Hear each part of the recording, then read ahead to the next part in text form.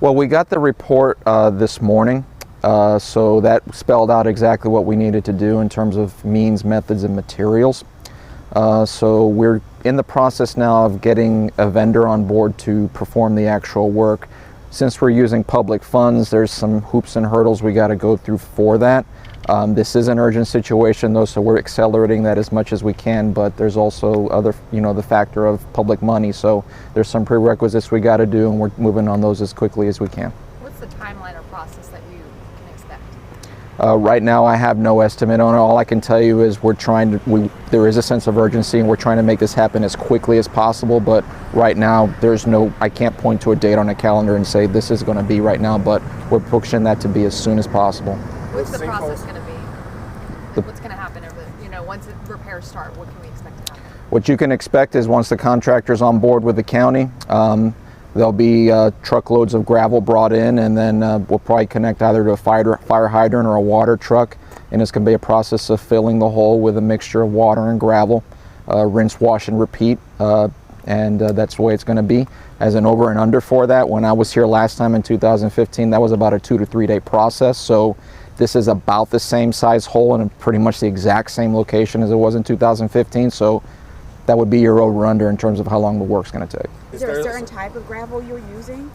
It's spelled out in the report. I believe it's classified as number 89 gravel. That's an engineering term. That's something that the engineer came up with, so I can't speak to the specifics of that, but that's what the report states. Does this not cause the sinkhole to form again, or does it cause it to contain itself?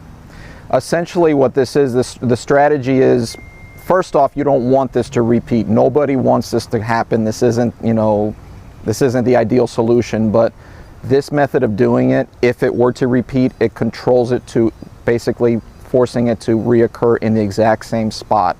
So that's kind of the process it's designed for in that event, and that's the option we've taken on this. So that's kind of an advantage in a respect to us, and that's why you see this specific area behind me with 2 fences around it and it occurring within the second fence.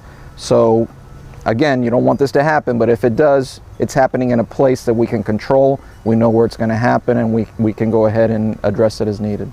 Any risk to neighboring houses? No, there is no risk to the neighboring houses.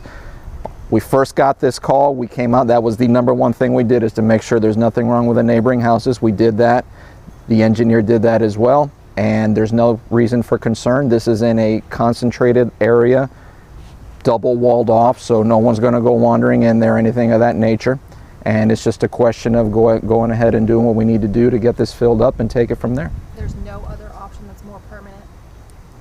There are other options. Again, that would be more of a geotechnical question, but those have advantages and disadvantages.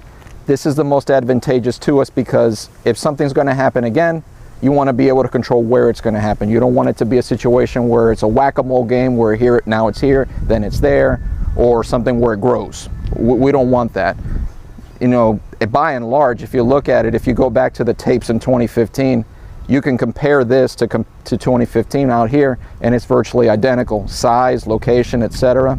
So if it's going to happen again, you want it to be like that. You don't want any surprises. About how much gravel will it take? The engineer estimates 150 cubic yards. That's just an estimate. So that depends. Once we get out here, we'll see what the final number is, but that's what we're looking at. Do you know where it will be coming from yet? No, we don't know that at this point. I guess kind of to piggyback off your question, a lot of people would just ask why not use concrete would be just something that's been asked, I guess. Well, in talking to the engineer, that option was presented to us, but as we understand it, what we were told by the experts is when you do that, there is a possibility that the void may shift somewhere else or grow, because water is a very tenacious thing. So just because there's concrete, it's not going to just throw up its hands and go, oh, well, it's going to work its way around there. And you don't want a situation where you have a hole meandering somewhere else and then here, then there, or God forbid growing. We don't want that. We don't need that. We don't need to present this natural phenomenon an opportunity to throw us a curveball like that. So if it's going to happen, let's let it happen in a place, in an area that we control and we know where things are going to happen and we can address as needed. Is it surprising that this has happened for the 3rd time? Well, it's not uncommon. I mean, this is, as I mentioned before, we don't want this, okay? But if it's going to happen, let it happen in a way that we're we're monitoring the avenue of approach that the enemy may come through. We know they're going to come through there, and we can address it as needed, and that's where we're at.